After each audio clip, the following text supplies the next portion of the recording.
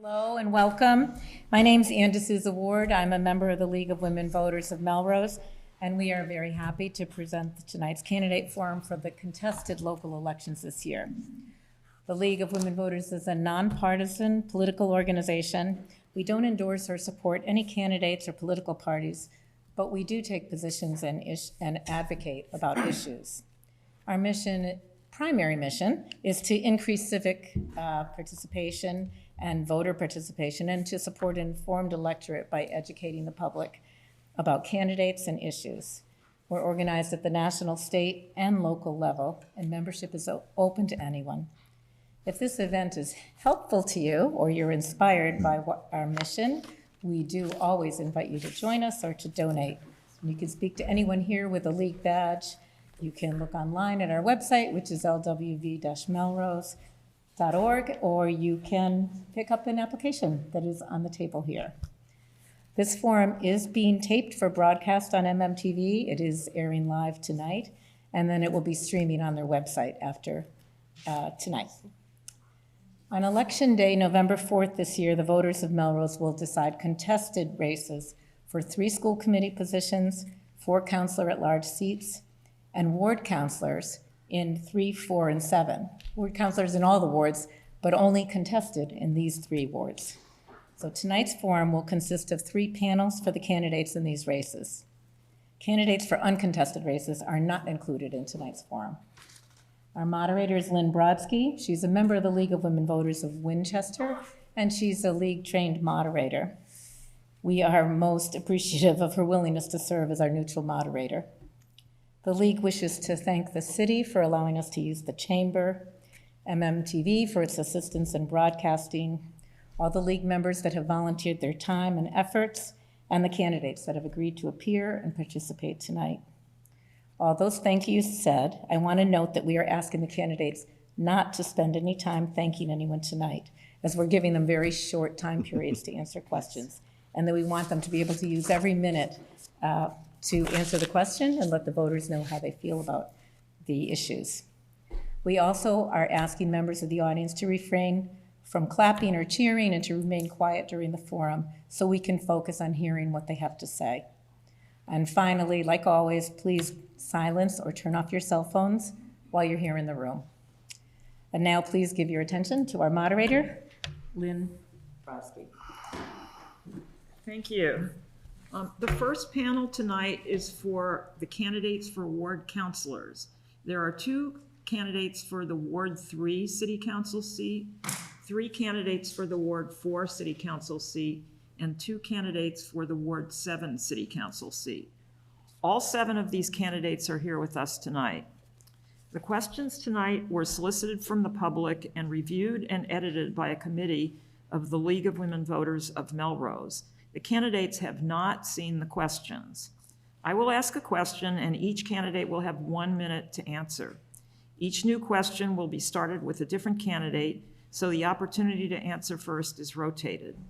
A candidate may ask to have the question repeated, and I will ask for clarification if necessary. There are League members acting as timers in the audience. The time will begin to run when a candidate begins a response. A yellow card will be held up when 20 seconds are left, and a red card will be held up when the time has expired. Candidates, please stop when you see the red card. The first question, is to, I'm starting on this side. So the first question is to Mr. Christopher Park from Ward 3. What are your views about the override question and why? How do you respond to those whose views differ from yours? I'm sorry, could you repeat the last part of the question? Yes, I'll just read the whole thing. So what are your views about the override question and why? How do you respond to those whose views differ from yours? Okay, well, first and foremost, I am for the override. I'm voting yes 3 times. And the fact of the matter is the city needs the money. I think as part of the override campaign and gone through the data myself, our city certainly needs the funds to continue and be the establishment we want it to be. With regards to the questions itself, I've heard from my own personal canvassing through myself as a city councilor candidate, as well as for the campaign override, it is a little bit complicated to explain, but that's our job. That's our job as public servants and volunteers, is to make sure that people understand how to answer that question properly. So Mr. Robert Stewart, Ward 3. You can call me Rob. But no, I'm going to call everybody by their formal name just for this. But Okay, I appreciate that. Thank you. So as part of the city council, we unanimously endorsed the override. And the reason being is it's not necessary, it's critical. We're at a near crisis mode. And if we need to go through another round of budget where we have to make significant cuts, I think there's going to be some significant impact to the city and to the life. So from that standpoint, similar to my opponent, I've been talking to many folks in the ward to explain, and it's more than just the schools. There's a number of areas beyond the schools, whether it's recreation, if it's some of the health issues that we are facing, and a number of other areas. So this is a very important, and I do support the override. Thank you. Alex Rodriguez, Ward 7. Yes, thank you. So I support the override at all three levels. I think the math is the math, and we have to come to that reality sooner rather than later. And I also think that the consequences of its failure would far outweigh the consequences of its passage. And that being said, I support an override with oversight. We cannot keep moving from override to override to override for the next 20, 30, 40 years. That is also reality, because it's not sustainable. And, when you talk about, exactly what we do to people, or how we interact with those who might disagree with us, to Christopher's point, I don't think you just explain, I think you listen. My grandmother once told me I was born with 2 ears and 1 mouth, and that God was trying to give me a hint. And you know what? I think that's great advice for everybody, and I think it's great advice for anybody who wants to be in public office. Thank you. Thank you. Devin Romano, Ward 7. Good evening. My name is Devin Romano, and I have the great honor of representing Ward 7 on the Melrose City Council for the last 2 years. And my vision is to make Melrose the best city in America to raise a family. And we have to be honest about what it costs to run a vibrant, well-run city. At the start of this year, I conducted, I think, the first ever universal budget survey asking every single resident in our ward what it is they wanted to see in their budget. And I heard we want more roads, we want more potholes filled, we want more teachers and more public safety officials. And we have to be honest with voters that healthcare premium increases, special education, transportation, inflation have driven our budget far beyond the 2.5% that it can withstand any given year. And so I am strongly in favor of the override. And I even demonstrated in my free cash cooking series, trying to demonstrate exactly how one-time expenses are being used for things that should be in our annual budget, things like public safety equipment and training and school repairs and asbestos removal and education technology and stormwater upgrades and special education. And so I try to talk to folks about the things that they ask for are going to have to be cut if we don't pass an override to have a vibrant, well-run city. Thank you. Ward Hamilton, Ward 4. Thank you. When this came before the council in June, I was the first councilor to speak. I was the first one to come out and endorse and support the need for the override. The override is a referendum on how we're doing as a city government. If the people think we're doing a good job, they'll give us more money. If they don't, they won't. In the Prop 2.5 system, we can only increase the tax levy 2.5% each year. We know escalation is 4 to 6%. It's going to outpace the increases to the tax levy. The only other way to increase the levy is through development. 4 square miles in Melrose is largely developed, and we need to consider what additional development looks like, juxtapose that against quality of life. Finally, I would say the 3 questions, there's actually 4 questions, 3 different levels of override and 1 no. I think that's reminiscent of the New England town meeting form of government, and I think it's a democratic way to do things. Thank you. Philip Gindi, Ward 4. I find it difficult to support the override, particularly when I look at the last override with $2.2 million that went missing. I find that concerning, and I think we need to look at how we manage the money in the town. I'm not saying I'm definitely all the way no. I need to be convinced to go to a full support. I also see other solutions that have not been considered. There's some things such as debt exclusion, where you can actually set some money aside for roads that need work or sidewalks that need work, and that's not going to add to the basis of the tax burden. That tax burden, if it keeps creeping up from the 2.5 that's allocated or allowed by the state every year, it's going to impact the housing value, and you're looking at potentially a housing crash going down the road, and we've seen that happen in the past. At this point in time, I really think the town needs to look at more of the assets that are sitting aside. I understand there's some high dollar equipment that's sitting in there that needs to be liquidated. Thank you. Thank you. William Bradley Freeman, Ward 4. Thank you for the question. I fully support the override because it's important that we collectively invest in our community. We're at a critical point in a city here in Melrose, and we need to, if this override passes, we need to focus on spending that prioritizes all Melrosians, and that means rebuilding our roads and infrastructure, restoring community programming, reinvesting in our schools, and ensuring public safety. I think the biggest challenge we have as a city right now is the lack of trust in local government, and this override is a great opportunity to restore that trust. One thing I've said at the doors when I've talked to some skeptical voters is I want to be able to come back to them in 1 year, regardless of if they voted for the override or not, and have them be able to tell me 3 ways that the override has benefited them, their family, and their community. If we can do that, then the city has done its job in selling this override and has positioned Melrose to move forward as a unified city after November. Thank you. Thank you. So our next question is, what steps will you propose to inspire public trust in the process for allocating city funds? And so we'll begin with you, Mr. Stewart. I would start by supporting Mayor Jen and her agenda. I think she's got a very strong agenda. She's transparent. She has put information out on the website. I think as counselors, we need to be in support but critical in terms of how these are going to be evaluated, and bring the feedback from our constituents to the administration so they recognize and realize what interest and activities they are interested in facing. So I think that's the critical area, is to work well with the administration.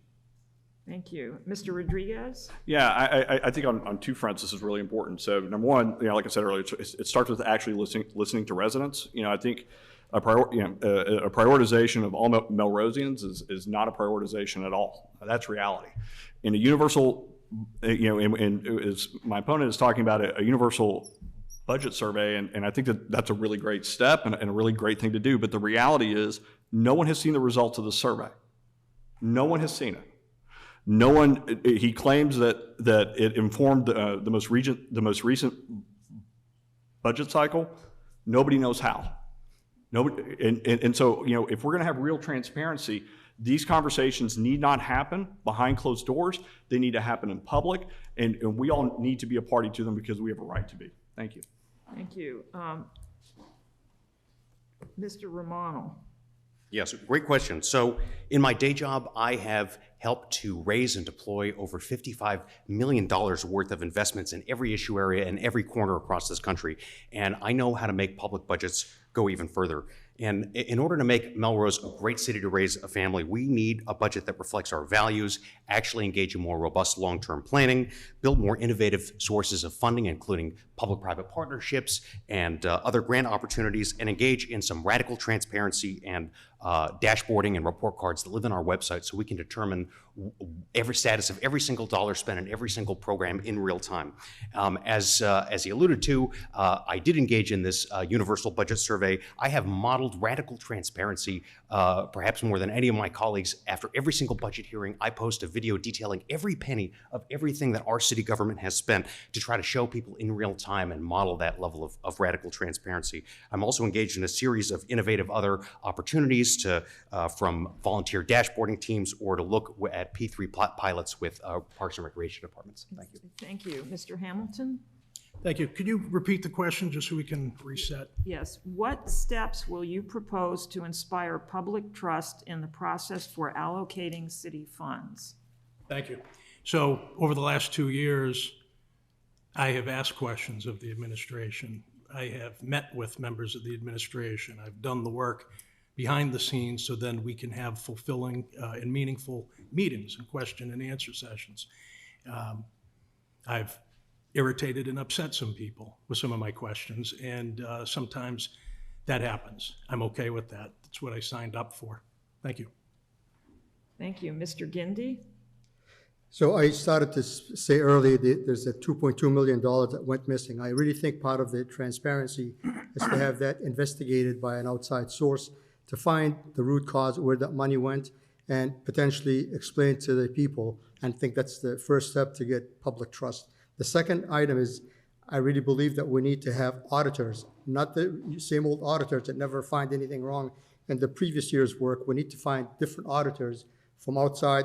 I would propose 3 different auditors on a rotating cycle to look at the budget, look at the books, and make sure there's no mistakes and be transparent. One of my proposals, if I was to be elected, once a month I will spend 2 hours to meet with the Ward 4 people and anybody from Melrose to discuss the issues at hand. Thank you. Thank you. Mr. Freeman? Thank you. I think the biggest job of a city councilor is to first listen, then learn, and then lead. And I think that really gets to the heart of this question and the interest in restoring public trust. Communication is the most important job we can have, and it's being present in our wards, our neighborhoods. I'm a constant presence in Ward 4.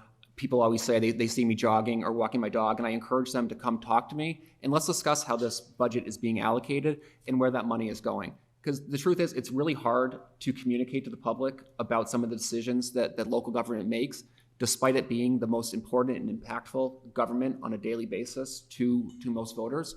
So I would want to bring that information directly to them through conversations in the neighborhood, and then also exploring innovative ways to communicate, like Devin's constituent survey. I think that's a great idea and a great way to engage with voters and make them feel like they're part of the solution for Melrose. Thank you.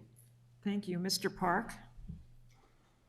I think the level of mistrust comes from the lack of communication and misinformation out there. I think social media has a large part to play in this, and I think we need to wean ourselves off of that, or at least try to get our community off of that and go to more trusted sources of communication, such as there's a great publication out there called the Melrose Messenger that I turn to for events and what's going on. I've seen some initiatives by fellow volunteers putting up sites about transparency, about the budget. And personally, I think being a civil servant, you need to have a website that's up to date, but also make sure that you establish a network of people involved in your community to make sure they understand. I recognize that people won't go to websites, so they need to be in constant communication to the people who are sort of social influencers in the neighborhood. Thank you. So here's the next question. Is there an issue that is unique to your ward? What are your ideas for handling this issue? And we'll start with Mr. Rodriguez. Yeah, I think our schools within our ward have paid a really, really heavy price because of this budget, a very heavy price. I have a second grader in the audience tonight who's in a class of 29 kids. And so when I hear, an elected official tell us how, our budgets are a reflection of our values, I agree with that completely. But those values, right, apparently included no full-time high school principal, apparently included no full-time middle school principal, in spite of the fact that we have litigation against the school district, and had a class size at the Hoover of 29 second graders, right? That is a problem. That is a problem. And at a certain point, we need, at least Ward 7 needs a counselor who's willing to fight for our kids and is willing to oppose the mayor's budget when it is not in any way reflective of the values that we hold so dear. Thank you. Mr. Romano? Thanks so much. There are a couple of things that pop out in Ward 7. I think education and infrastructure are the two things that our neighbors have really prioritized. I'd say Yes, we made $4 million of cuts in our most recent school budget, but I was very proud to support a prioritization of education funding that really prioritized one-time expenses to preserve what education funding we did have from future capital upgrades and asbestos removal and playground upgrades. On the infrastructure finance, I was very proud to do a universal pothole tour. I ran every step of every street in Ward 7, documenting every single pothole I could find, all 20 miles in one day, and we're getting dozens and dozens of potholes fixed. I do a ton of community engagement work, from helping Foss Park, from planning the next steps for the pickleball court there, from working with the neighbors on Montvale Street to prevent the degradation of our slope protection ordinance and blasting on the hills there, to working on flooding in Sylvan and Lebanon Street, where we made, we're about to make a $12 million investment from the state to totally repair all of Lebanon Street, and a $1 million FEMA grant for flooding there as well. Thank you. Mr. Hamilton? Over the last 2 years as a city councilor, far and away, the number one issue that our residents are concerned about is speeding and dangerous traffic issues. As an at-large councilor, I heard from constituents throughout the city. In Ward 4, I live at the corner of a very busy cut-through street near the hospital. I can tell you that over the last 2 years, I've met with residents, I've been in contact with the police chief and others, and that if I am elected to represent Ward 4, one of the things I'm proposing is creating a committee that includes members of the council, the traffic commission, and other representatives of city government. This is, in my opinion, second to the budgetary concerns, but it is the primary concern of our residents, and it's something that we need to address. Thank you. Mr. Gindi? Similar to Mr. Hamilton, I live on a corner of two major highways, Larchmont and Porter Street. Traffic, I've seen cars going at excessive high rate of speed at different hours of the day, particularly early in the morning. One of the other things that I've seen and also heard is the sidewalks and the road conditions. They tend to be in a substandard condition, frankly. Also, with the maintenance of the roads, particularly in the winter, the big joke is don't complain about the plowing because the town is going to come in and increase the taxes. So these are the issues that I have fed back and I actually can identify with. Thank you. Thank you. Mr. Freeman? Thank you. When I entered this race 5 weeks ago, I made a promise to knock on every door and walk every street in Melrose. And in doing that, I've heard a lot of constituent concerns. And one constituent concern I hear often is about housing. Massachusetts is in a housing crisis, and Melrose is expected to be part of that solution. And that is following disproportionately on neighborhoods along the rail corridor, including those in Ward 4. And I had a conversation with a neighbor on Waverly the other day, and she pointed out two different housing developments. She pointed out one that where the developer had come in, worked with the neighbors, talked to them, asked how to mitigate impact and how to make sure the property fit in with their neighborhood. And she pointed at it with pride and said, we're really happy they're here. And then she pointed at another one where the developer had done none of that. And it's a source of concern for the neighborhood. And I promise that if elected, I will ensure that the city, developers, and neighbors are sitting around a table at the very beginning of every housing development to make sure we can get to yes on projects that meet the need of the state, meet the need of the city, but most importantly, meet the needs of the neighborhood. Thank you. Thank you. Mr. Park? So I guess I fall into the category as the rest of my fellow candidates here, potholes and speeding. When it's a universal, it's no longer unique, but that is the biggest source of frustration that people have, especially in our ward where we have part of our ward intersecting with Stoneham, and a lot of the roads seem to be neglected. Because of that, nobody seems to want to claim responsibility. So one of the things that I'd like to do is make sure that like William here, walk the streets, making sure that we take note of what potholes and what streets need to be repaved. But another issue that came up is about the police station that's unique to Ward 3. We were on the debt exclusion question. We were told that it was going to be going to the Ripley School. It is not. It's going to go to the Beebe former school. And at that point, a lot of our citizens are not happy with the way this was presented to the abutting neighbors there, and we need to be a little bit better in terms of transparency as well as communication. Thank you. Thank you. Mr. Stewart? As Chris touched upon, the issue unique to the ward is the police station. And as counselor, I was brought in and asked by the administration to communicate what was going on back in August of 2024. I worked initially with the whole neighborhood on what the main issues could be. We boiled it down to 3 main issues: the facade look and feel, which we got to yes; the noise and looking for geothermal, which was a maybe. Turns out we can't do that. And then on the footprint, which was a hard no by the administration.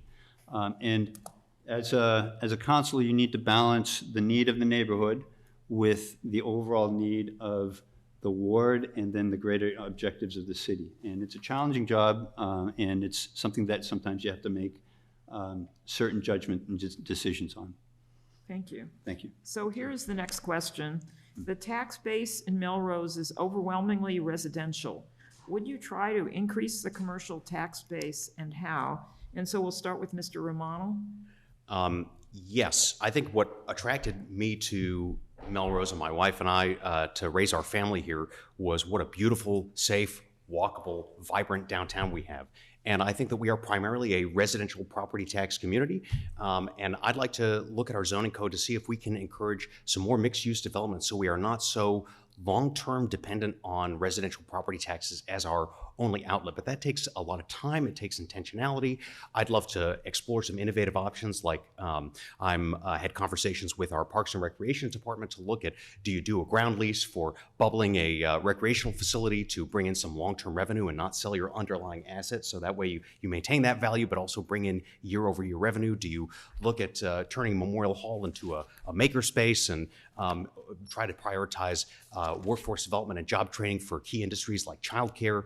But it takes relationships, it takes collaboration, and it takes coordinating with not only other members of the City Council and the administration. Thank you. Mr. Hamilton? Thank you.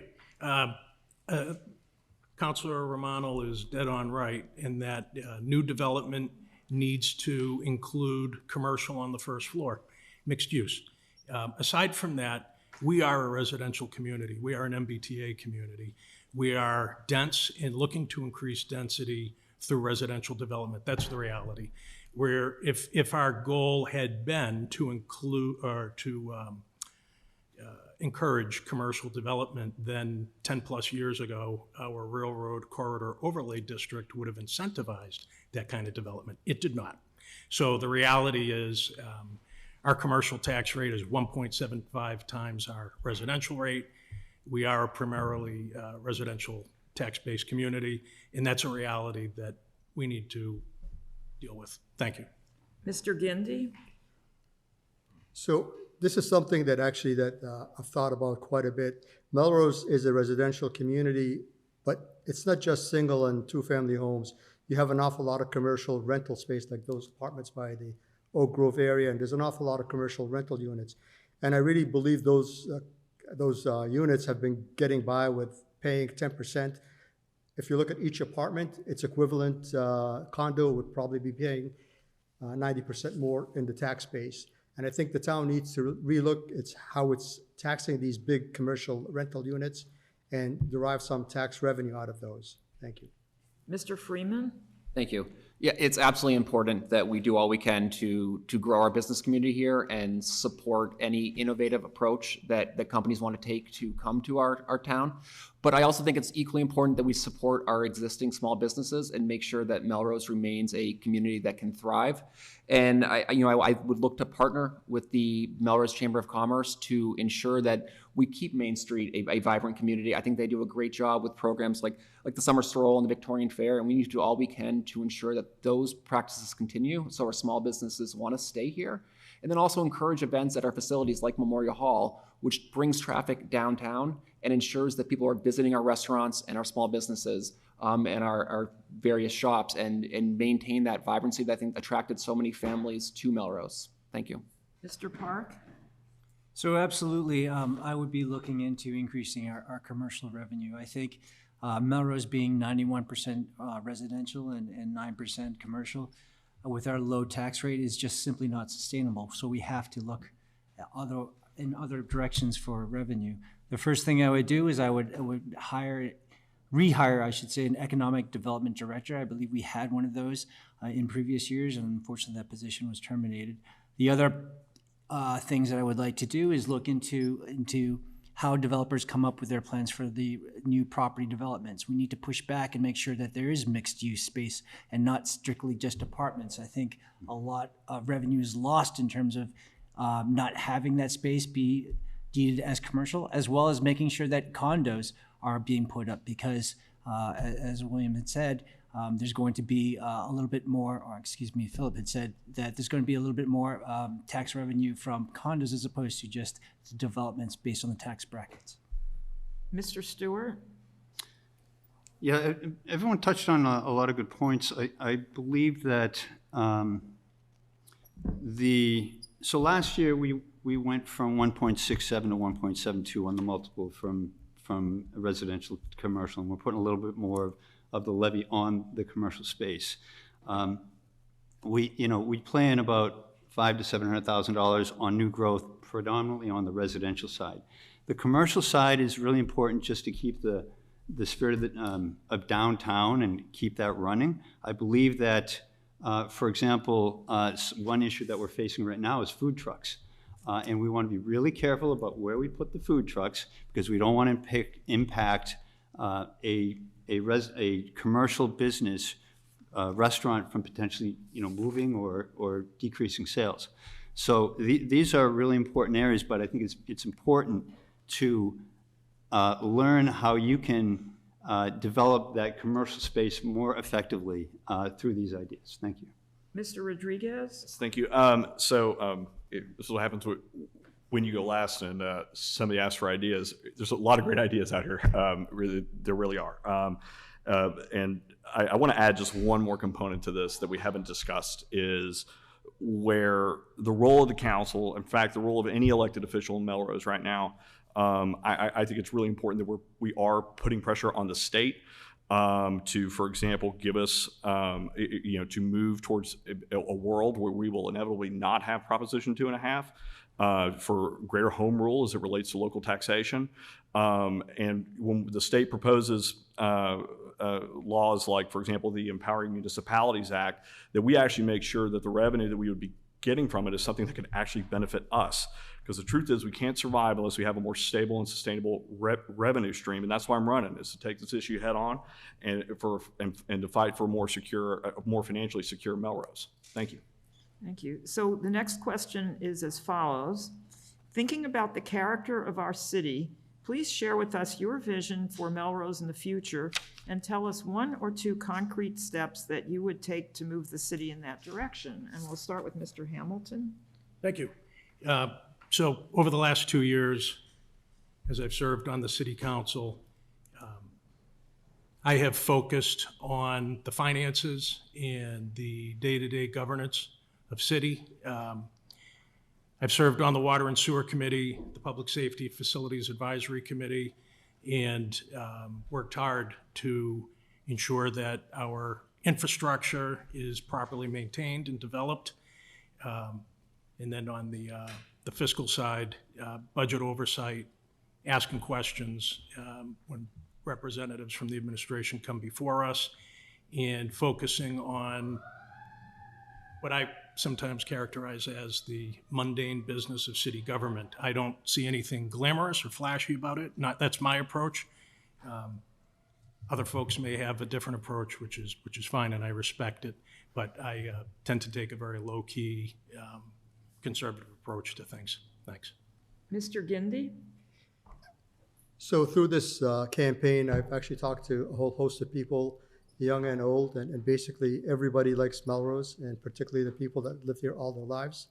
And the new people that made this town their home because it's beauty. So there's quite a bit of a dichotomy here. And one of the things that I see is you need to make it, the word that I use a lot, I heard a lot, was community, but community is to give me what I want, not for everyone. So I really think we need to find a way where we actually serve both.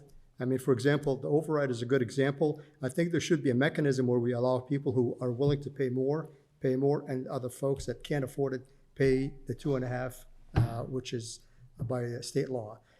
That's one way. I've also talked about debt exclusion. Some of these projects are best served by debt exclusion, which people that understand it does not actually impact their tax bases for the years to come.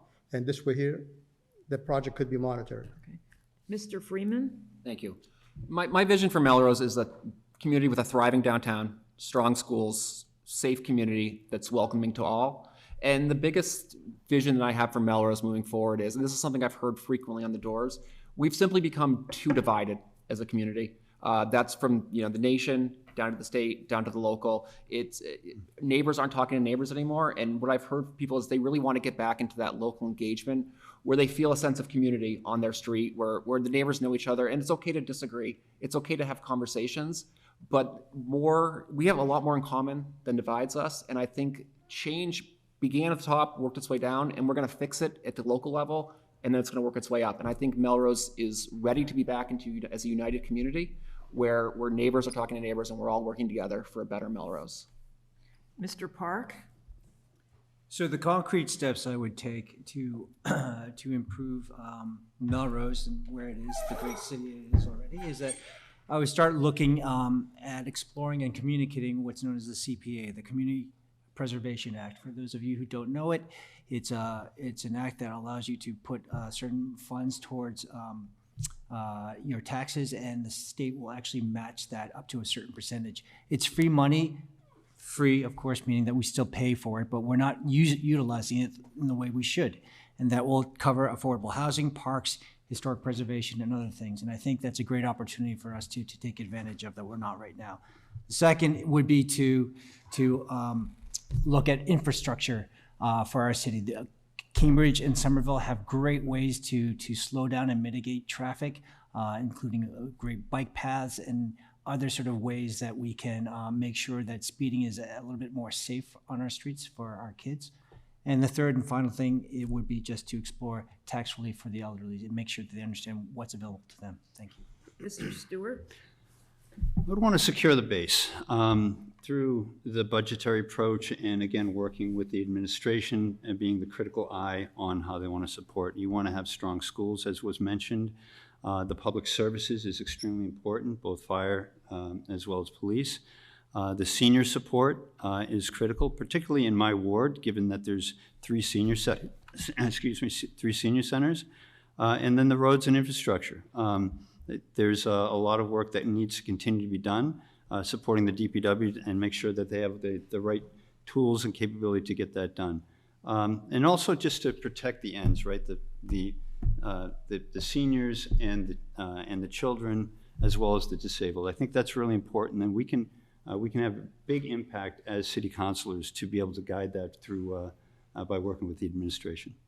Mr. Rodriguez? Yeah, I kind of want to piggyback on what Brad said because I think it's pretty salient. I think we need a much healthier body politic in Melrose. Period. Full stop. I think the online noise that has gone on here is degrading our community. It is pitting us against one another. I think the injection of partisan politics that we have seen in Melrose is disgraceful. Fundamentally disgraceful. And I think that the fact that we've seen it at the national level and it has hurt us there, we've seen it at the state level, it has hurt us there, and we're allowing it to happen here. The Melrose I envision is one where we start getting away from this model of governance, and we start realizing that it will not serve us well either. And on top of that, we need to have city council that will actually conduct real oversight that is willing to ask the most uncomfortable questions when it's most politically unpleasant. That is the Melrose I envision, because the results from that will lead to a healthier city that can sustainably function for generations to come. Thank you. Mr. Romano? Thank you. As I've often said, my vision is to make Melrose the best city in America to raise a family. And so I've got a long list of policy priorities, but I'll list just a couple right here. First and foremost is education. It is the most important thing that our community does, and our role is to provide a world-class education for all of our students. And that means having a sustainable funding model and seeing educator excellence in training and pay long-term, seeing comprehensive student support in the infrastructure department. I'd like to see, instead we have 82 miles of road and we allocate enough money to pave 1 mile per per year. I would like to see, for one, 2, 3, 4 miles of road paved every single year. So then that way we're paving every 20 to 30 years so we don't see this avalanche of potholes that we see every season. I'd also like to see more innovative things, as I mentioned. It's going to take significant collaboration with the administration, but building out a dashboard and a report card that lives online. It's a heavy lift, but I really think it's worthwhile. I do a lot of this work in my day job, and I have a really detailed list of policy priorities. I encourage you all to visit my website at devonfor7.com. Okay, so here's our final question. As a final question, we offer each of you 1 minute to use as you wish. You may expand on a previous answer, rebut a position, or tell us a question that you wish we had asked and how you would answer it. And so we'll start with Mr. Gindi. So I've proudly called Melrose home for 50 years. I'm running for city council in Ward 4 because our city deserves transparent, thoughtful, and forward-looking leadership grounded in experience, integrity, innovation, and government and the school system. I hold a BS in physics and computer science and a Juris Doctorate. I have been an engineer, an executive, entrepreneur, a civil servant in the U.S. Air Force, a union negotiator, and now an attorney. This diverse background equips me with the approach complex challenges with both analytical precision and practical insight. Thank you. Mr. Freeman? Thank you. I was raised in a house that believed all politics is local, and I think that's more true now than it ever has been. We think about local government the least, but it impacts us the most. You know, be it our roads, our schools, our public safety. And I'm running because I want to restore faith in local government, rebuild that trust, and make sure that, you know, people remember that the government is a change agent for good, and we can do a lot at the local level. I've spent the past 20 years working in state and federal government. I know how to manage budgets. I know how to pursue legislation. I want to bring some of that experience here to Melrose, along with my experience, my extensive experience in the community as a youth coach, board member. I really believe that Melrose best days are ahead of us, and I want to be part of that solution. Thank you. Mr. Park? So I'd like to ask my constituents, or anybody really who's going to be voting in this election, what do you want in your city councilor, and what do you expect from them? In my mind, a good city councilor listens, shows up, solves problems, and responds in a prompt manner. They meet with their constituents on a regular basis, not just during the campaign season, but on a platform where they have regular office hours. They're not afraid to make tough decisions and will stand up for something, what he or she believes is the right thing to do, however unpopular it may be, and works well with others, respecting not only the majority, but also the minority point of view as well. Finally, they represent the people and not just their political beliefs or personal interests. That's what I expect as a resident, and that's how I'll serve as your counselor. Thank you. Mr. Stewart? Experience matters. So I've been 6 years on the council, and I'll be the senior member if I was reelected, both in tenure and in age. I've been in Melrose 35 years, same house for 27. I got a pretty good read on the community. I've worked with the current administration as well as the previous, and I know the system quite well. And we're going to have a big change coming in the next post-election. And I think it's going to be important to have some of that experience sitting around this horseshoe to help the ones that are going to be joining as new councilors. So with that, I look forward to supporting my constituency in my ward. Thank you. Mr. Rodriguez? Thank you. One of the biggest reasons I got into this race is because I saw a fundamental misalignment between what our mayor said, the budgets he proposed, and a councilor in Ward 7 who frankly went along with all of it. At this critical moment in our city, we can no longer give them a free pass. Not anymore. We need someone who will fight for Ward 7 and listens to your needs even when we disagree, and who understands that they work for you and not the mayor's activist allies who seek to nationalize our politics and divide our city along partisan lines. We need someone who will fight for fully funded schools, demand accountability in public, and push for answers to the questions that are never asked in council chambers. We need someone who knows that accomplishments in office don't look like perfect attendance or a resolution calling for a ceasefire in the Middle East, as Councilor Romano did. That's why I'm running. and why I would be honored to have your vote on November 4th, because I know with real change that we can ensure that Melrose's best days will always lie ahead. Thank you. Mr. Romano? What does it take to be an effective ward counselor? I think it takes some grounding policy in public policy and personal experience. I got 3 kids in the district. I volunteer in my kids' classroom. I've coached youth sports, served as an energy commissioner, launched a small business with my wife here in the city, have a master's degree in public policy from the Harvard Kennedy School, and have spent the last 2 decades accruing experience in city management specifically. I think it takes results. I've delivered $2.2 million worth of investment in Ward 7, and that's sidewalks, street rebuilding, flood prevention, sewer pump stations, playgrounds, potholes, and plows. And it takes innovative activities, things like manically running every street to uncover every pothole in the ward, doing a universal budget survey so your voices are heard in the budgeting process, and engaging in radical transparency to document every single penny that we spend as a city online. I hope it will create a virtuous cycle, so then that way people will ask for things, we can deliver them, and then we can engender trust by showing how it's done. My name is Devin Romanel, and my vision is to make Melrose the best city in America to raise a family, and I'd be honored to earn your vote. Mr. Hamilton? Thank you. I've served on the city council for the last 2 years. There's no question marks. There's no unknowns. You can view my voting record. You can go back and watch meetings if you're interested, and you can see exactly who I am and what I'm about. I decided to run a little over 2 years ago because I disagreed with passing budgets that relied on future multi-million-dollar free cash allocations to fill the hole. I was largely behind the push to resite the police station from the terrible location of the Ripley School to the centralized location of the Beebe. Don't be angry at Councilor Stewart for that. Be angry at me. In last budget season, I asked the difficult questions about how we run Memorial Hall. It hasn't made a lot of friends, and it has certainly upset and irritated some people. But again, I'm not afraid to ask difficult questions. Thank you. That concludes this panel. Thank you all for taking the time to participate, and thank you for your willingness to run for office and serve our community. Please leave your seats so that we can seat the next panel in this forum. If you wish to speak with members of the public or each other, please do so in the hallway so that we can begin the next panel as smoothly as possible.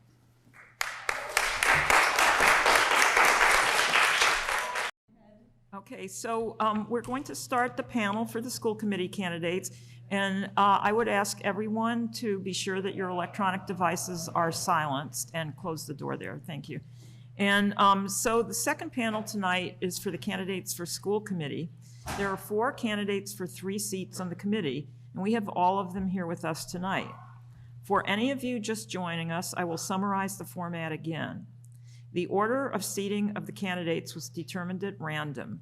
The questions were solicited from the public and reviewed and edited by the League of Women Voters of Melrose. The candidates have not seen the questions. I will ask a question, and each candidate will have 1 minute to answer. Each new question will be started with a different candidate so that the opportunity to go first is rotated. A candidate may ask to have a question repeated, and I will ask for clarification if necessary. There are league members acting as timers in the audience. The time will begin to run when a candidate begins a response. A yellow card will be held up when 20 seconds are left, and a red card will be held up when the time has expired. And candidates, please stop when you see the red card. Because of the short time available for answers, please be mindful of brevity and clarity. We also ask candidates to refrain from personal references about other candidates and to focus on presenting your position to the voters. Okay, so this is the first question, and we're going to start with Sherry Leo. What are your ideas on hiring and retaining a qualified superintendent? Ms. Leo. Terrific. Thank you so much. Hello, everybody. As a talent professional, I have decades of experience in hiring teachers, principals, and senior leaders. And so I'm really excited to engage in the process of building an inclusive process that involves the voices of all stakeholders in order to hire our next superintendent. My focus would be on hearing from the perspectives of all of those stakeholders, ensuring that it is a two-way conversation and process with the candidate so they get to know Melrose. And we focus on finding the superintendent who shares our values, is committed to Melrose, and is interested in building for the long term. So I'm really looking forward to doing that work as one of my key priorities. Thank you. Next, Melissa Holloran. Thank you. I am looking forward to this next step in hiring a superintendent. I think we need a leadership team that really understands the realities of classrooms, the realities of what Melrose is facing with budgetary constraints. And I see this next step as an opportunity to find a superintendent that is going to fit within our culture, going to fit within our administration, who's going to listen to our teachers, and who's going to see the needs of our students within all of the schools that we have here in Melrose. I think that this is going to be an opportunity where we can really build a long-lasting, stable administration that will trickle down through the whole system. Thank you. Next, Kamari Clark. So I think this is priority number one. Without a strong leader, our situation is very complicated. With 4 different superintendents in the last 4 years, we have been without true direction. Everybody's been doing the best that they can, but we must get somebody who can understand how to move us forward and get us on the right path. There are structures in place to include community and all of that in the process of selecting the leader, but for me personally, I would like to see very specific metrics and ideas on how they are really going to focus in on the learning of our students and bringing our children up to where they need to be. Thank you. Next, Jennifer Rozzi Thomas. Thank you so much. I'm very excited to be here. This question's an excellent question. So I would ask, first of all, what is a quality superintendent? And I've seen quality superintendents here in Melrose because I've been on the committee now for 8 years. And I also work in a public school. I've worked in a public school in Salem, Massachusetts for 15 years. So the skills that a superintendent needs to be excellent is communication, having really outstanding communication skills, and they deploy those skills every day with the community, with families, with students, and with educators. They also set an incredible role model of quality, being an educator, being committed to kids, and they hold all the educators in the system to a very high standard. So I think we have to look at what are the skills that a quality superintendent has, and focus on what we have currently and see if there's a need. The next question, what are your views about the override question and why? How do you respond to those whose views differ from yours? And we'll start with Ms. Holloran. Thanks. To be really transparent, I am for the override. I believe that we're at a critical point in Melrose, not just for the school system, but for the city as a whole. I think that it is important that the override has established 3 different tiers, so that Melrose has the opportunity to choose what tier is best for us. I'm sorry, what was the second part of the question? How do you respond to those whose views differ from yours? I think that it is understandable that there are going to be views that are different than my own. And I do believe that we'll still have common ground on the school committee with other aspects. But I also do like to encourage people to really delve into the finances and the cuts that we have made in the past 2 years, not just on the city side, school side, but the city side as well. Thank you. Ms. Clark? So the override, there is a lot of conversation happening in our community, and there are multiple sides, multiple opinions, and it is a tough decision. And I think a lot of people are really weighing what is right for their belief system. Ultimately, it is a community decision, and whatever happens, the the situation will be chosen before we are in office. So when it comes to talking about this with the community, a lot of what I'm hearing is there's a lack of trust.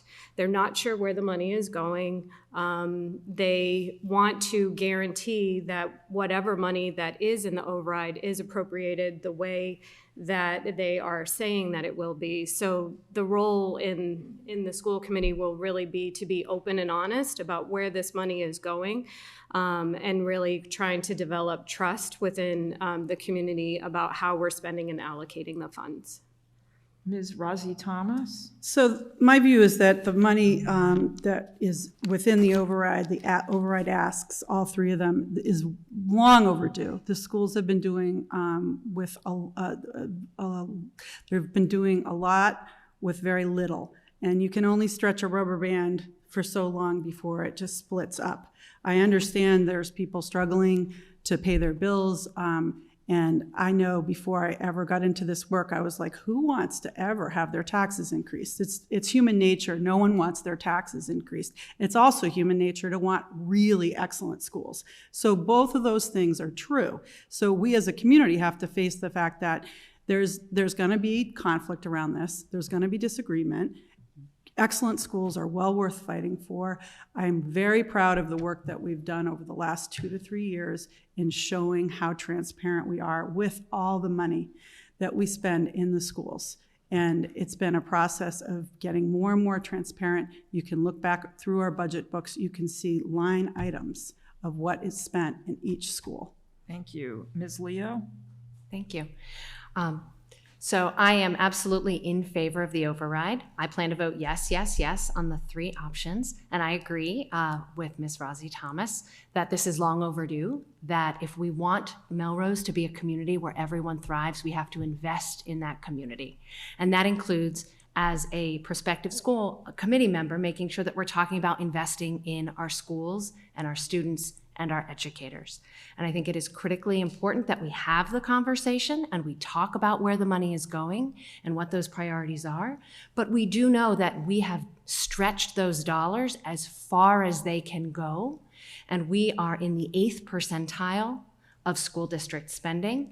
And we are getting good results with those dollars. And think about how much more we could do.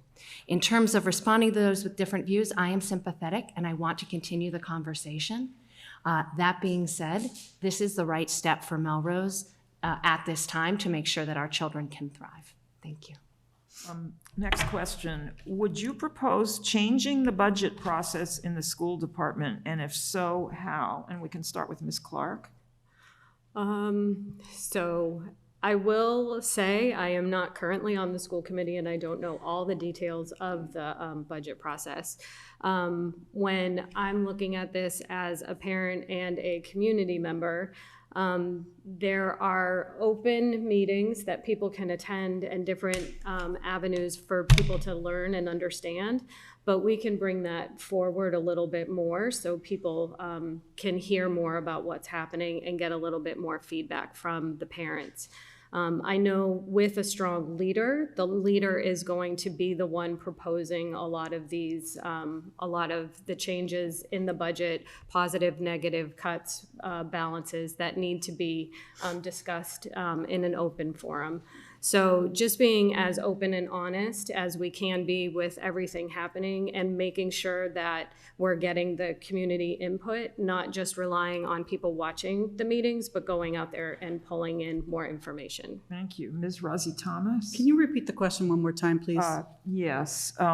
Would you propose changing the budget process in the school department? And if so, how? What I would propose is for the 1A override to pass, and then we would be able to fund our schools more fully. And so then we would be able to potentially restore the team model at the middle school. We'd be able to bring class sizes down that are in the 30s in the high school and the middle school down to a reasonable 24, 25, 26. And we'd also be able to bring class sizes down that are high, like 29 students in the 2nd grade in Hoover, down to 24. And then I would also hire the curriculum directors back. So those are some ideas that I have if the override passes, the 1A option. Ms. Leo? Thank you.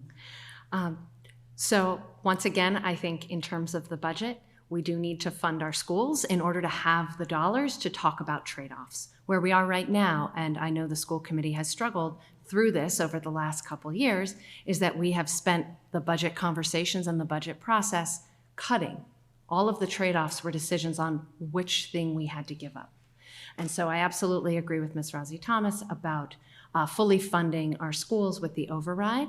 And an example of the change that would bring is from the school committee meeting yesterday. The Horace Mann and the Winthrop schools brought forward their school improvement plans, and both of their school improvement plans focused on resources that they had to pull together in order to fund the necessary strategies for literacy and writing improvement. And we can do better, and we should start a budget process with the schools, the educators, families, and principals that starts with fully funding our schools. Thank you. Okay, and Ms. Holloran? Thank you.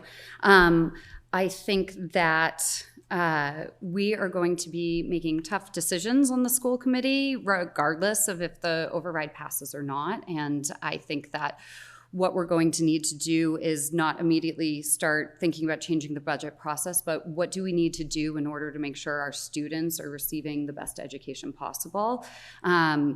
We are going to be making tough decisions because even if the override passes, people are going to want to see that money go to certain things, and the school committee is going to be responsible for making those tough decisions. We want to make sure that we're working together, and part of our role on the, if we get elected onto the school committee, will be your trust in us to make sure that we can make the tough decisions by listening to all of the stakeholders, as well as making sure that our students are educated at the end. Thank you. Here's the next question. What steps will you propose to inspire public trust in the school budget process? And we'll start with Ms. Rosie Thomas. I think the most important thing is to continue to have conversations.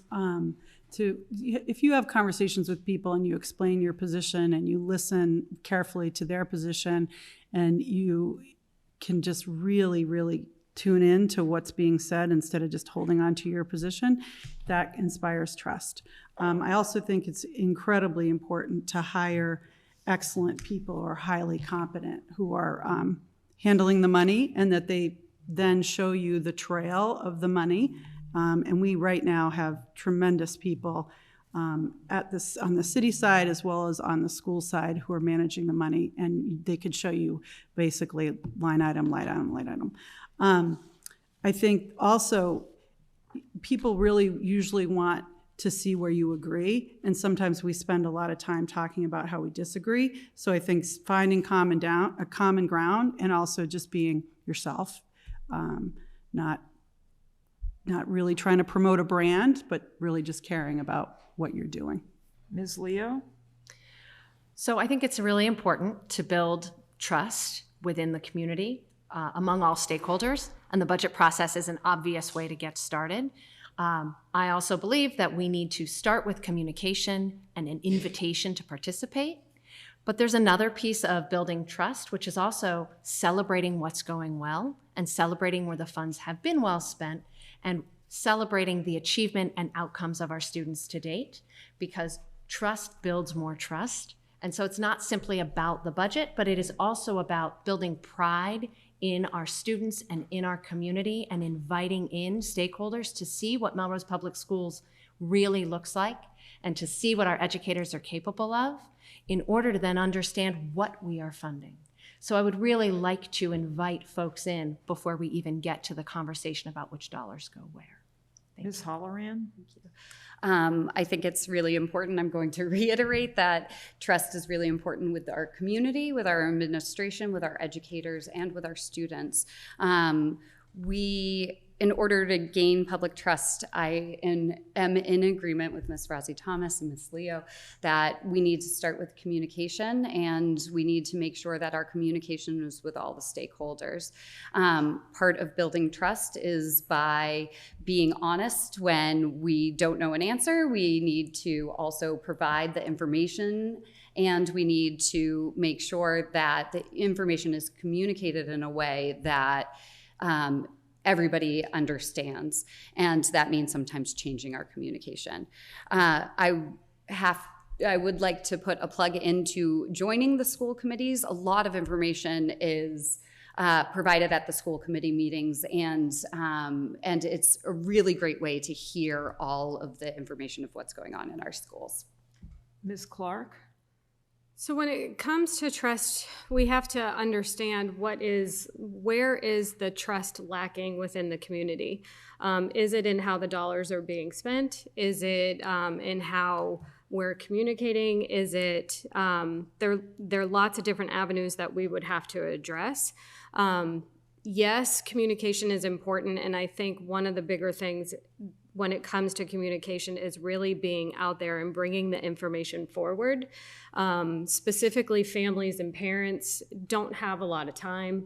They don't have the flexibility to do a lot of what they want to do, and we need to get communication more directly to them. When the budget process was going on last year, I know there were PTO meetings where school committee members went to. So we kind of need to reach out more and really explain what we're doing, why we're doing it, and being very clear and honest about everything that's going on. Thank you. Thank you. So here's the next question. What are you hearing about what is different in the schools this year, and what do you think about these changes? And Ms. Leo, we'll start with you. So the first thing that I have observed and heard that is different about the school year is certainly class sizes. I have a 7th grader and a 9th grader, and my 9th grader came home and said that they observed a roster of 39 students on their first day. That is different, and that is a decision that we have made in underfunding our schools. There are other policy decisions and things that are different year to year, but I think we really need to wrestle with the changes that have taken place as a result of underfunding our schools. Those other changes include increasing fees and adding fees for certain extracurricular activities. It includes removing paraprofessionals from our early childhood classrooms, and a host of other changes at the middle school, especially with a unified secondary principal. So those are some of the things that have changed. There are some things that we are learning about those changes, and I look forward to talking more about that in another question. Ms. Halloran? Thank you. I will reiterate that the larger class sizes is one of the things that I am hearing from constituents as I speak with people within the community. And the teams model changing in the middle school. A lot of families are feeling concerned about the change of the teams model and not having that in the system anymore, in the schools anymore. However, I also have heard some families who are supportive of the change because it has worked better for their own child. So I think we have seen these changes, and what we need to do moving forward is based off of what happens with the override, is that we need to look at what these changes are, how they are impacting our students and their learning, and what is working and what is not working, so that we can use the funds next year in order to make sure what is working continues. Ms. Clark? So I'm going to reiterate, yes, the class sizes are definitely coming up as a hot topic. I have a daughter who is in the Winthrop, who is in one of the classes that has 28 students. I have regular conversations with her to directly hear from her how it's going and what she's feeling, and I hear from other parents their experiences. It's mixed. Some people are fine with it. Some, it isn't working as well as it should. But so that key one, the other thing that is a hot topic in our house is the cell phone policy change at the high school. And even at the open house at the high school, there were lots of teachers that were very appreciative that the policy went into place. And to be honest, looking at it right now, it's probably helpful in classes that are a little bit bigger with students being less distracted. So there's a good and bad with a lot of different things that are going on. Those are the two main ones that I'm hearing from people at the moment. Ms. Rozzi Thomas? I agree with the women here who just spoke before me. I think that, but the overarching issue is that there's uncertainty about what will happen next year. And that's been going on now for 3 cycles because, we knew that this was coming 2 years ago. And so that we started making cuts last year and then we made more cuts this year.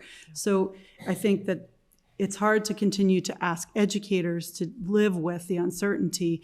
They're hoping it's 1 year and then there's a big give in November, hopefully, right? But so I think we have people holding on and hoping. I think parents feel like that, kids feel like that, the educators feel like that.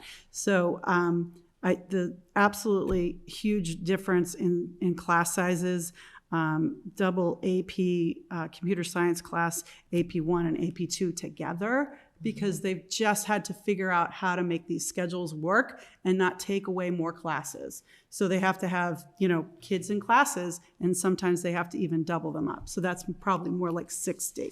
So it's just, it's hard that this is even happening the way it is this year. Thank you. What budget and finance experience will you bring to the school committee? Please also share with us any other experience that will be helpful to the school committee. And we'll start with Ms. Holloran. Thank you. I have worked with budgets in the past in my professional world. I've worked on event management, and I've been responsible for implementing large budgets and providing solutions for multiple different stakeholders. So working not just with the budget, but also with a budget where lots of different people would like to use the money in lots of different ways and finding a common solution. I've also, on a personal level, worked on a scholarship committee for a YMCA camp that I used to work at. And I think that helps guide me into how to spend our money wisely and to spread it out amongst our students in order to make sure that ultimately the best outcome is going to be for our students. Thank you. Ms. Clark? So with Ms. Clark. Yeah. So with budget and finance, daily in your life, you have to deal with your own budgeting. So you have to make sure you're meeting all of your own personal needs. In work, definitely having experience with fundraising and events in the past, you do have to monitor where the expenses are coming, where the money is coming from. So all of that is definitely part of my background. The other thing is that I have is I am a data analyst, and I look at lots of numbers and spreadsheets all the time. I'm always putting things together in a very visual way to understand what the data is telling us and where it's going. So those are some additional skills that I have that can help us monitor trends and projections and things like that. So thank you. Thank you. Ms. Rozzi Thomas? I've spent 8 years on the committee looking at budgets. We've seen it prior to the COVID, what our budget was like then. We saw it prior to the 2019 override passing. We've seen it since then. We've dug further and further in a hole because we haven't had regular overrides. And so now we're trying to dig ourselves out of a hole. So I have a lot of experience, and I think it's great to have newcomers, and I'm really excited and proud of the women that have stepped up and into this this very challenging moment. Good for you, but it's also good to have experience on the committee as well. And Ms. Leo? I've spent my career focused on talent and budget in public education and nonprofits. And so what that actually means in terms of my experiences is that after my years as a teacher, my first role after that was leading strategic planning for all 603 schools in Chicago Public Schools. That included allocating budgets for every one of those schools for their discretionary funds. Since then, I have led talent, which means hiring and staffing schools in Lawrence, Springfield, and Boston, and designing those personnel budgets, which is on average 70% of each budget. In addition to that, I lead budget as well as talent now as at a national nonprofit. So as you know, teachers are the great, and educators and staff are the greatest part of any budget. They are also our greatest asset. So being a talent leader also means being a budget leader and balancing those needs. Okay, so here's our final question. As a final question, we offer each of you 1 minute to use as you wish. You may expand on a previous answer, rebut a position, or tell us a question that you wish we had asked and how you would answer. And so we'll start with Ms. Clark. Thank you for having us here. I appreciate all of this time. When it comes to my approach in looking at what is important on the school committee, priority number one is we need strong leadership. We need a superintendent who will stick around, stay with us, and provide the stability that our teachers need and the direction that all of our administrators need in order to get our students where they need to be. Our students are not doing 100% well. We need to work much harder at getting their proficiency up and looking at their long-term goals. When we think about where our students are going to be after they graduate, what are the skills that they need to have in order to be successful in this world right now? It's changing. College is not the answer for every single student. We have a lot of different needs that we need to address and really think about. Thank you.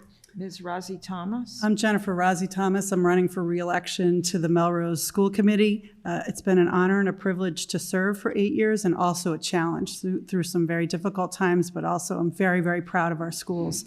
I think our schools have done so much with so little for so long. We owe it to the children, the families, and the educators to pass this override, to see what we can do with that. You know, we have really good schools, but we could have great schools. And money is not everything, but it is part of the equation. And we will show our values as a community when we pass the override in November and we fully fund our schools. Thank you so much for your time and your care. Ms. Leo. I believe deeply that every student can succeed when well supported, and that every family wants what's best for their student. I think we need to lead from that belief and that set of values, that we are all here for the success of every single student. I want to make sure that every student feels welcome, valued, and safe, especially those who are most vulnerable. And that starts with funding our schools, because when we squeeze the schools, those who are on the edges and have those needs, who do not fit the typical mold, are those who are sacrificed first. And we have a caring community that has an opportunity to pull together and continue to build on some incredible work that the school committee, the schools, the district, the educators, and families have done over the last several decades. And I'm really looking forward to being part of forging the path forward for what is next for Melrose Public Schools. Thank you so much. Ms. Holloran. Thank you. I am here today to ask for one of your votes for one of the spots on school committee. My positions are that the students will be the center of all of the decisions that I make. I want to make decisions that are going to be best for all of the students within Melrose. I will advocate for resources within the district, and this includes resources for the students, resources for the teachers and educators, and resources for the administration.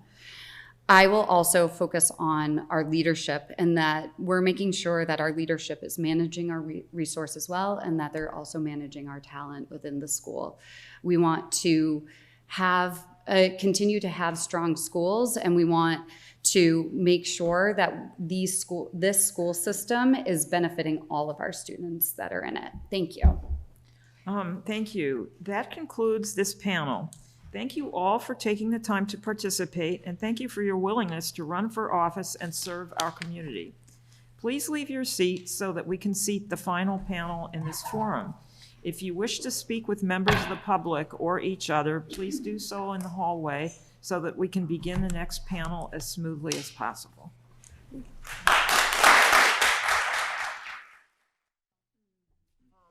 Yes, so to start with, I'll ask anyone who came in after the last announcement to please silence your cell phone or any other devices you may have. And so the third panel tonight is for candidates for city councilors at large. There are 5 candidates running for 4 at-large seats, and they are all here with us tonight. If you are just joining us, the format is as follows. The seating of the candidates was determined at random. The questions were solicited from the public and reviewed and edited by the League of Women Voters of Melrose. I will ask a question, and each candidate will have 1 minute to answer. Each new question will be started with a different candidate so that the opportunity to answer first is rotated. A candidate may ask to have a question repeated, and I will ask for clarification if necessary. There are league members acting as timers in the audience. The time will begin to run when a candidate begins a response. A yellow card will be held up when 20 seconds are left, and a red card will be held up when the time has expired. Candidates, please stop when you see the red card. Because of the short time available for answers, please be mindful of brevity and clarity. We also ask candidates to refrain from personal references about other candidates and to focus on presenting your position to the voters. So our first question, what are your views about the override question and why? How do you respond to those whose views differ from yours? And so we'll start with Maya Jamaluddin. Thank you. I will say I understand residents' concerns about rising taxes. As a homeowner and parents myself, I feel that burden. But without an override, we risk losing vital city services, from school staff to road repairs. Prop 2.5 limits cities to raising property tax revenue by just 2.5% annually. But our costs, especially for contracts, utilities, and health insurances, rise much faster. I believe in fiscal responsibility with compassion, transparent budgeting, measurable results, and community input at every stage. An override isn't about growth for growth's sake. It's about preserving what makes Melrose strong, safe, and vibrant for everyone. Jason, I'm sorry, your time is up. Oh, sorry. Yeah. Jason Chen. I support all 3 lines of the override. And the reason, and what I would tell people who don't support it is, it may actually be more expensive if we don't. So every organization that I run or budget, when we're at the knife edge of the budget and revenue, it's really unstable, right? If you have too many snowstorms, or if you have equipment that breaks, or if you have an accident or something that's unplanned, you're reacting to it. And then you end up having to not have many choices on what you want to spend, on what you have left to spend on. And so if we're at the knife edge of the budget, then we're forced to spend on things that we're legally mandated to do, and we don't actually have much discretion on the rest of it. And so I think there's a long-term, short-term. We'll have to pay for it eventually, and I prefer to do it efficiently. Dionysius Cascarelis. Thank you. This override marks a critical moment, I believe, for the future of Melrose. Personally, I support the override. Like many others, I came to Melrose to raise my family, and a big factor in our decision was the schools, essential services, and the infrastructure. So the failed override that occurred a few months after we arrived challenged that reality and brought important budget cuts that led to people losing their jobs, children lost educational opportunities. And so for those who believe that cutting more will solve a problem, I feel that the community will suffer more and may also lead eventually to a housing crisis. So downsizing is not a sustainable way forward. We must ensure continued investment and growth in the city. Now, of course, the override comes with significant financial burdens that many cannot support it. And so it's very important for us to understand, for us as councillors, to understand and be well informed of the negative impacts of the override in order to be able to collaborate on relevant supportive measures to reduce the pressure on those in need. Okay, thank you. Thank you. Elizabeth Cole? So I am a yes, yes, yes on the override. I didn't get to it easily, which I know is not necessarily a popular opinion. I am a firm believer in public schools, and I think public schools are the backbone of what a vibrant community needs. So I'm fully in support of the public schools and what the substance of the override is seeking to do. There's no question in my mind it's seeking to do the right thing for our students, for our school administrators, for our teachers, and for our city personnel. My reluctance came because, like many, I've had frustrations about how some of the budget has been used in the past. I don't think it's been as transparent as it could have been, and I don't think there's been a level of accountability. And so I think that not doing it does not solve our problem. It puts us in a deeper hole. But what we do need to do is hold our city leaders more accountable for that money, and so we can fix the problems going forward. Ryan Williams? I am voting yes on all three questions for the override. Yes, yes, yes. And like many people here, it's not something that I do because I have a lot of extra money to throw around. It's something that I do because I see this city as being at the leading edge of kind of a tsunami of budget issues. A tsunami happens very slowly and subtly and then all at once. You start with the tide going out unexpectedly, and then it's not for several minutes or even hours that the waves come crashing down, and by then it's too late. We're looking at millions of dollars in cuts each year to this budget. We're looking at $180 million of federal funding cut today by the Trump administration from this congressional district. We're looking at a pension obligation in this city that is going to cost millions of dollars, twice as much as we cut from the budget this cycle in the next 10 years. So it's, as others have said, it's not something that we can afford to wait on. It's something that we're going to pay for dearly if we decide to wait on it.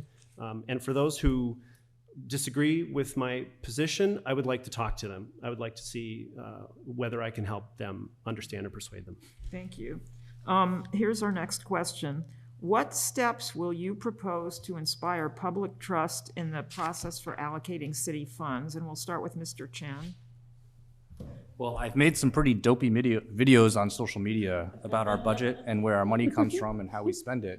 But in all seriousness, I think, Ellen from the Melrose Messenger did a great job showing all the different headcount for the city.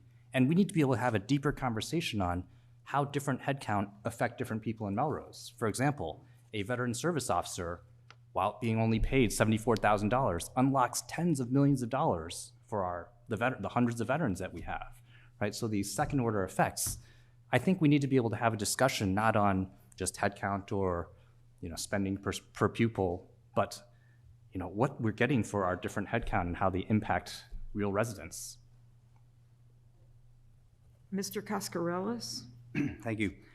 For me, I think the question is really about the transparency and inclusiveness that builds that trust with the city. And specifically, since we're now focusing on financial matters, I would point to the financial task force that has been used to explain the override process. And I feel that that was a great success because it brought together residents and experts and city officials.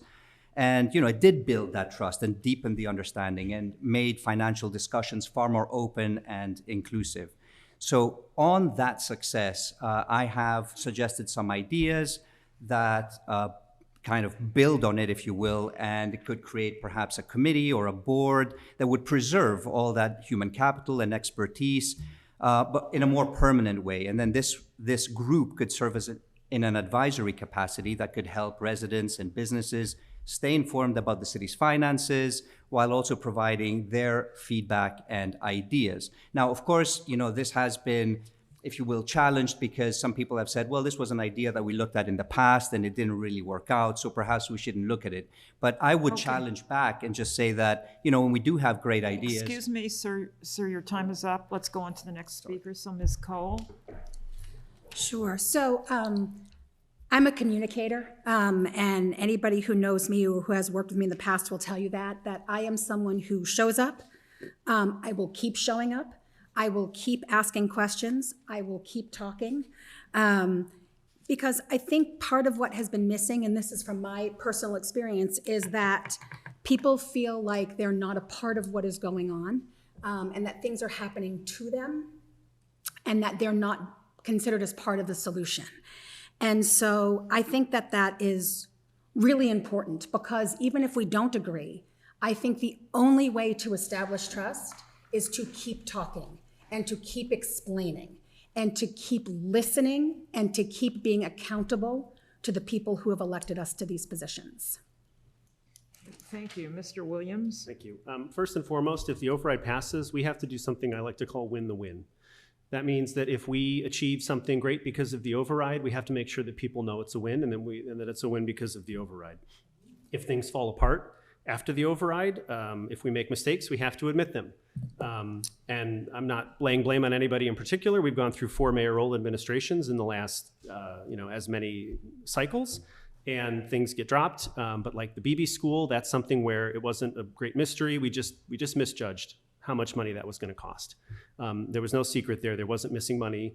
The budget is a living document. It's a best guess. It changes over time. One thing that I've done on the city council, a couple of things I've done on the city council, I've asked for more detail on revenues, and I've gotten it. I've asked for more information about grants and having those grants posted to our IQM2 database. I've gotten it. I've asked for more stabilization fund information like balances, and I've gotten it. Ask anybody, and they'll tell you that I show up to things, and I work with residents and my fellow councilors to try and make these decisions easier too. Thank you. Ms. Jamaluddin? Effective leadership is about listening first and leading with integrity. As the councilor who's running for re-election, and this would be, if re-elected, my 4th term, I take pride in being a bridge builder, bringing people together even when we disagree. Whether working with fellow councilors, residents, or city staff, I focus on shared goals and constructive dialogue. Leadership isn't about who speaks the loudest, it's about who listens best and acts with purpose. My priorities are centered around fiscal responsibility, community well-being, and equity.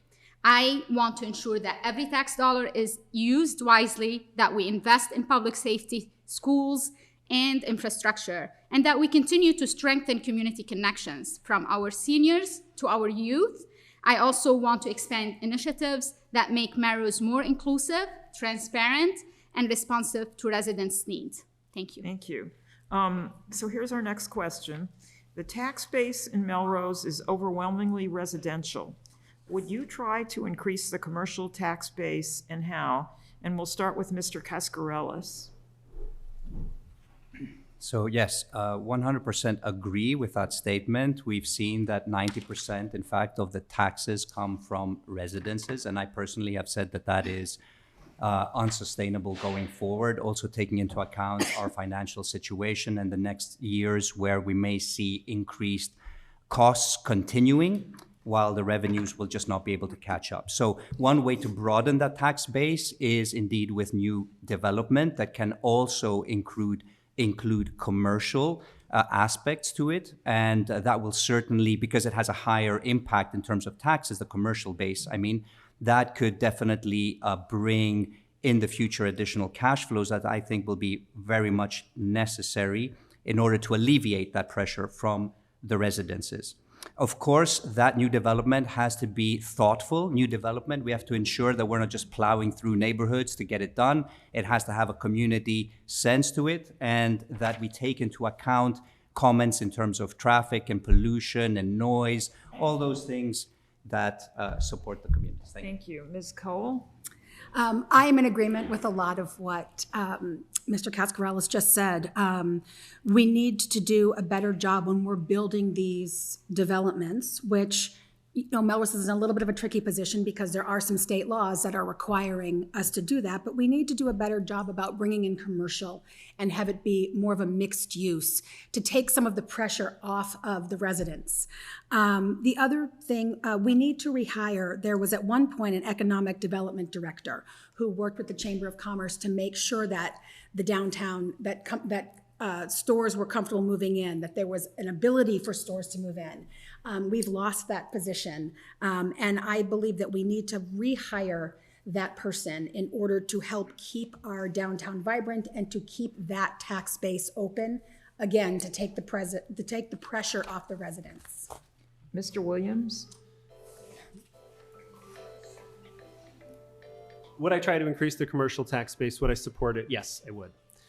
We have to be sanguine about the realities of the city council's ability to make that change. The first thing that we have to understand is that a private property developer can request a zoning reclassification at any time, and they choose not to. And the reason they choose not to is because the commercial property market is in the toilet. If you've looked at the headlines around the city of Boston, you see that very, very viable, big, and beautiful and new commercial buildings are being sold at like half of what they were bought for just a few years ago. So, you know, I agree that we could do more to try and vocally incentivize projects. I have gone to public meetings. I have supported small businesses that wanted to rezone, to reclassify or get waivers to do things like build luxury bicycles on Washington Street in Ward 5.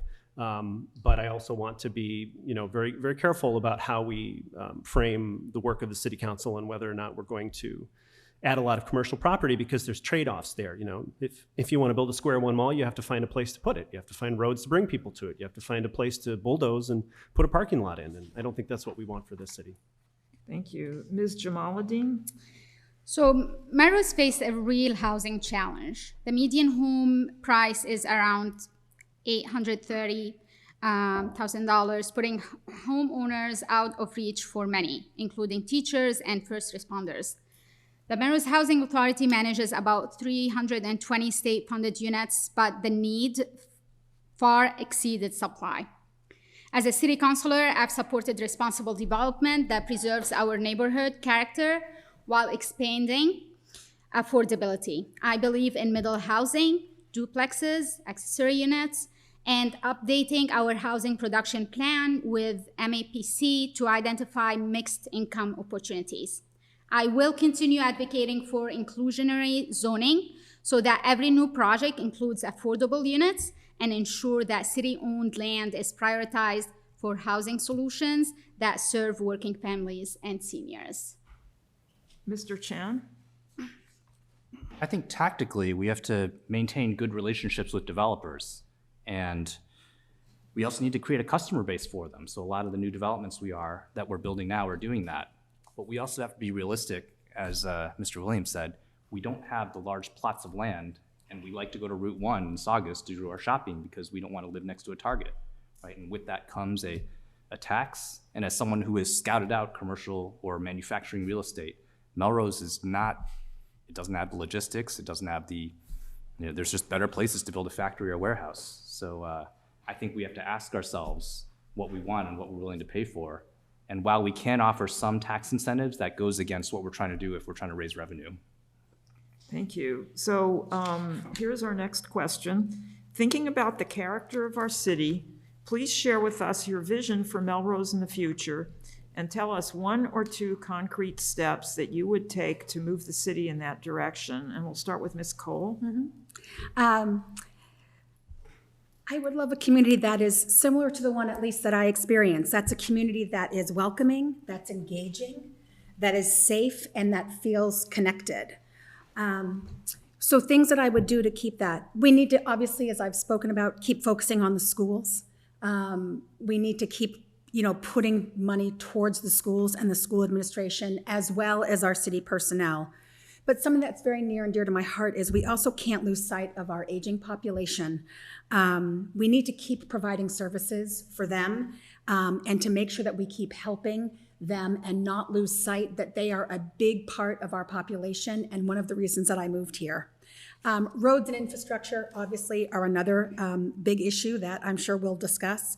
And then one other thing that I'll do is I want a city council that will provide oversight, that will ask the tough questions, that will follow through, and that will have a council that remembers that it's accountable to the people who elected it. Mr. Williams? Thank you. You know, I've been pretty consistent over the years on my platform of sustainability and a focus on neighborhood issues. I am the only city councilor on the current city council and on the city council before that was both a ward councilor and an at-large councilor. And so I think I bring a unique perspective to what the character of Melrose neighborhoods are and what the different arguments people have for why they want things to be the way that they want them to be.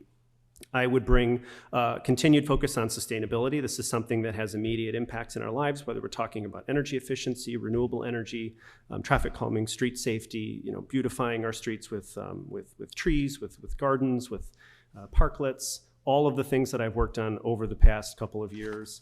I would try to bring a focus on managing our population growth because we are going to continue witnessing population growth. We are still not as high as Melrose was just 30 years ago in terms of population. And I would hope to do all of this sort of with my signature style. Thanks. Ms. Jamaluddin? So I am with the 6 years on the City Council, and currently I am the Vice Chair of the Appropriation and Oversight. I was the Chair of the Appropriation and Oversight, and now I'm the Chair of the Legal and Legislative Committee. I'm experienced in making difficult but necessary decisions. I am grounded in compassion, transparency, and accountability, and this have been proven. I build consensus, bridges. When it's divided, I build those bridges and listen deeply to my constituents. I advocate for seniors, the youth, and marginalized voices. I ensure that city policies reflect everyone. Always accessible and responsive, whether City Hall or in the neighborhood. Melrose deserves leadership that listens, leads with heart, and acts with integrity. I've proven I can make the tough decision and still center people first. That's the leadership I will continue to be. Mr. Chen? I love that we have a small and safe small town feel, and that my 10 and 12-year-old can bike around town, and I can get some texts from other parents saying that they're okay and everyone's having fun. But I also want Melrose to welcome all generations and keep them here, right? Young families moving out of Boston, but also our aging parents and grandparents, that they can live full lives here. I also want our staff, teachers, first responders to be here and have good retention so they can build deep relationships with our community and feel like we treat them well. I want us to do long-term planning and keep up with our buildings so we don't kick the can down the road and make them work in terrible conditions. Mr. Cascarellas? So for me, the reasons that I came to Melrose, right, to raise my family were the schools, the infrastructure, the services, and most importantly, the community, right? I mean, they welcomed us with kindness and warmth, and, you know, our children play together on the street. And this picture is what's absolutely wonderful about the city and what I would like to preserve. And so for me, I am genuinely concerned about the financial situation of the city. And I mentioned it earlier about this override being kind of a very important milestone in the history. And because I see, or perhaps I'm afraid of, regular overrides having to happen because of the lack of revenues meeting the costs that are rising in the future, I'm really concerned about that, and that's the policies that I would like to look at specifically in terms of how we can maximize our revenue streams to continue have investment and growth in the city. Thank you. So here's our next question. What is your experience with budgets and finance? Do you have other experience that will be advantageous as a city councilor? And we'll start with Mr. Williams. Thank you. I do. As a professional nonprofit fundraiser, I work with budgets on the order of the city of Melrose regularly in the tens of millions and hundreds of millions of dollars. That's one of the big reasons that I asked for more transparency around revenue sources. I found it personally confusing and not to what I was used to seeing.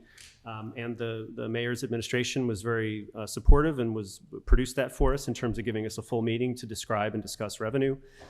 Same reason that I asked for balances of stabilization funds, because it's important to know how much money is left in the bank before you make spending decisions. Same reason that I asked to see grant proposals submitted alongside IQM2 orders, because it's really important to see exactly what the budget looks like.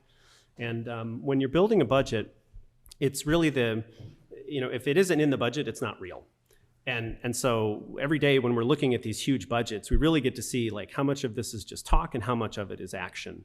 I'm always looking at these budgets with a very careful eye to that question, and I'm always looking at them to figure out how we can best support our residents. Thank you. Ms. Jamaluddin? As the founder of a consulting firm and for a strategic planner and organizational change, and the former director of youth nonprofit organization, I do understand the budget Also my experience on the council for the past 6 years. I bring a lot of understanding, and I've experienced it firsthand of what is the budget, what is it that we're facing on the budget, and how we can approach it, how we can allocate the money in the right places. So it's no secret that Melrose has faced fiscal challenges. Every budget reflects our values. My approach, as always, is thoughtful and data-driven, ensuring we balance fiscal responsibility with maintaining the services our residents rely on. As a previous chair and current vice chair of appropriations and oversight, I will stop there. Thanks. Mr. Chan? So in my day job, I am solidly middle management in a $1 billion company, and I've run factories, factory lines. I ran supply chain and started that up for a startup. I've also managed procurement for about $150 million and worked with a number of suppliers. So with all that comes cost targets, P&L, hiring, managing, and all the questions that come when you don't hit your numbers. And I've seen all the different ways that functions play games to try to hit their numbers, and I also see all the clever ways that we can achieve cost savings or just analyze spend and benchmark to try to be better. Mr. Cascarellas? So actually, my area of expertise, if you will, throughout my 15 years of working for an international organization similar to the World Bank, was actually sovereign financial crises. So I was also part of the team that worked on bailing out Greece back in 2008.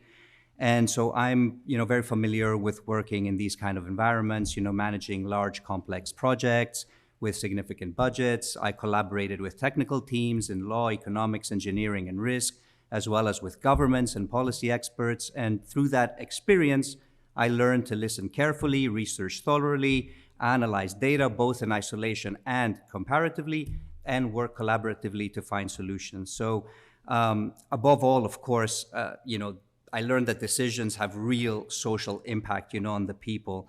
And so understanding that is of utmost criticality. So overall, I would say that, with this skill set, I hope to be able to support Melrose in balancing the budget and the Thank you. financial Ms. Cole? matters. Thank you.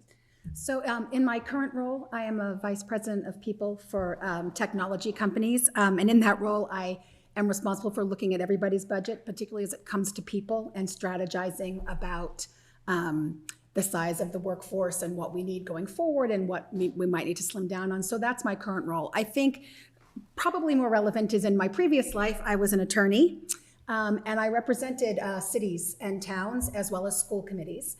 And as part of that role, I had a deep understanding of everyone's budget and how it worked and how we had to apply it and how we had to work within the bounds of it. So this is sort of like coming home for me a little bit in terms of that. It's work I did for a very long time and really enjoyed it, and understand the depth that people need to get into in order to understand the budgets and in order to make them work. Thank you. So here's our final question. We are offering you each of you 1 minute to use as you wish. You may expand on a previous answer, rebut a position, or tell us a question you wish we had asked and how you would answer it. And so we'll start with Ms. Jamaluddin. Yeah, I will not waste my time on asking people to vote for me. That's something I will do it at your door. But what I will hope that it was asked about the federal shutdown, the government shutdown. So if the federal government stay closed, the impact will be devastating. We are talking about families losing access to healthcare, jobs, and basic stability. The circle of people affected will grow wider. What we once called minority or vulnerable groups will include more of us, working families, seniors, parents just trying to get by. In my background in social work and as city councilor, I've seen these struggles up close. It's why I pushed to create our city social worker services position, because I knew how critical it would be to connect residents with resources and support in times like this. If this shutdown continues, I'll work with the administration to make sure every resident has access to the help they need, and I'll keep standing with our... Thank you. Mr. Chan? I believe government can be good and decent, and we can be civil, and we can challenge each other and still trust each other. As for the question that I wish people would ask, what will you do if you don't get elected? I'll volunteer to be the town blacksmith. So everybody knows that I like to build and fix things, and all my neighbors can hear me working in my shop. And as a second career, I'd always dreamed of being a high school shop teacher. Mr. Cascarellis? Well, I would have liked to speak about immigration, actually, and this is a very personal issue for me because I'm a first-generation immigrant, and I also became a U.S. citizen 2 months ago.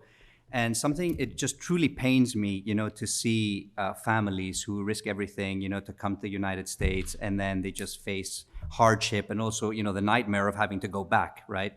And, for me, I understand that Melrose is officially not a sanctuary city. Maybe I'm mistaken, but I do know that Melrose is a super welcoming city. As I said earlier, they welcomed us and with kindness and warmth, and our children play together. But one thing that I would like to specifically mention is how immigration is enforced, and that's something that I do not support. For example, deputizing local police to act as immigration officers. I feel that the police does a great job in Melrose already keeping our neighborhoods safe, but their effectiveness depends on trust, and so they shouldn't be doing this dual role. Thank you. Ms. Cole? Sure. I've been in Melrose for 12 years, and what I liked about it then still holds true today. I love Melrose. We strike the right balance. We're a good blend of old and new. Where tradition and progress live side by side, and we need to keep hold of that. I'm running because Melrose deserves an advocate who will do the hard work, ask the tough questions, not shy away from disagreements. Importantly, I will show up. I will listen. I won't forget about you. I'm a communicator. I'm compassionate. And I won't forget, most importantly, how I got here, and I will hold myself always accountable to you. Mr. Williams? My name is Ryan Williams. I'm running for re-election to my third term. I've been the Ward 7 City Councilor. I've also been an at-large City Councilor. I've also worked for the last 10 years with Mayors Dolan, Inferna, Brodeur, and now Grigoritis to build relationships, to put residents at the center of the business we do at City Council. These experiences have given me a really strong understanding of why collaboration is so important on the City Council. We haven't always had it. I think that in this next term, we are going to have a really great set of people, no matter who wins. I really hope to be present on serving on that body and to help guide it to the future. Thank you. Thank you. This concludes this panel and our forum tonight. Thank you to all the candidates for taking the time to participate and for being willing to run for office and serve our community. We hope that voters were able to get to know you a little better and to understand where you stand as they make their decision how to vote in November. This program was taped by MMTV and will be available on the Melrose cable station and their streaming service. To all members of the public who took the time to listen to the candidates tonight, we remind you to exercise your right to vote and cast your vote on or before Election Day, November 4th, 2025. Good night.